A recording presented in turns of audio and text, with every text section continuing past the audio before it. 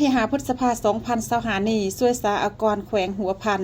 ได้จัดกองประชุมเปิดบั่นการกวดสอบสรุปค่าตัวการจัดตั้งปฏิบัติแผนงบประมาณแห่งรัฐประจำปี 2024 ขึ้นอยู่ที่ห้องประชุมแผนกการเงินแขวงภายใต้การเป็นประธานของฐานหงทองจันทจิตหัวหน้าแผนกการเงินแขวงหัวพันฐานบุญลังบุญทวงศ์ห้องประธานองค์การกวดสอบประจำภาคเหนือพร้อมโดยคณะมีผู้ตั้งหน้าจากกฎการรัฐแขวงช่วยสาอากรเมืองเวียงไสช่วยสาอากรเมืองสำเหนือตลอดหอดพนักงานช่วยสาอากรแขวงเขาห่วมในพิธียังได้ฟานขอตกลงฉบับเลขที่337/อกสลลงวันที่17 มีนาคม 2025มาโดยการแต่งตั้งผู้ชี้นำและคณะกวดสอบแห่งรัฐ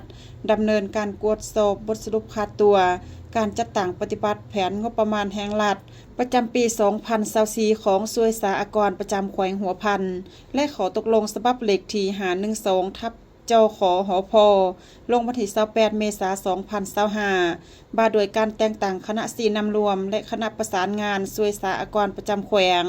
เพื่อร่วมเฮ็ดเวียกกับทีมงานกวดสอบการดำเนินกวดสอบบทสรุปค่าตัวการจัดตั้งปฏิบัติแผนงบประมาณแห่งรัฐประจำปี 2024ในนี้ยังได้ฟังแผนการกวดคืนการจัดตั้งปฏิบัติมติกองประชุมใหญ่สภาประชาชนแขวงผลการจัดตั้งปฏิบัติคำแนะนำกวดสอบซกปีที่ผ่านมาและกวดสอบผลสรุปค่าตัวการจัดตั้งปฏิบัติแผนงบประมาณแห่งรัฐประจำปี 2024จุดประสงค์ก็เพื่อยั่งยืนความถูกต้องตามตัวจริงของเอกสารรายงานการเงินความสอดคล้องทางด่านระเบียบกฎหมายประสิทธิภาพประสิทธิผลการประหยัดปรากฏการณ์ย่อท่อทางด่านการเงินในการคุ้มครองรายรับรายจ่ายงบประมาณทรัพย์สินและหนี้สินของรัฐประจำปี 2024กวดคืนการจัดตั้งปฏิบัติคำแนะนำคณะกวดสอบปี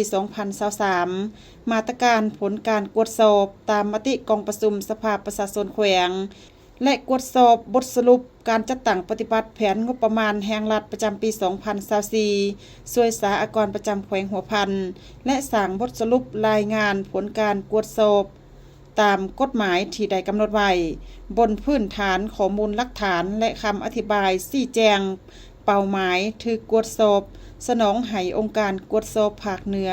1ในนี้เป้าหมายดำเนินการกวดสอบประกอบมี13เป้าหมายที่ติดพันกับการกวดสอบในปีเพื่อให้ถูกต้องสอดคล้องตามระเบียบกฎหมายที่บางออกมีบุญคุณสุดแสนใหญ่หลวงประชาชนลาวทั้งปวงต่างก็เทิดทูนบูชา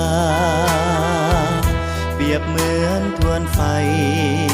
สว่างเยืองทางน้ำ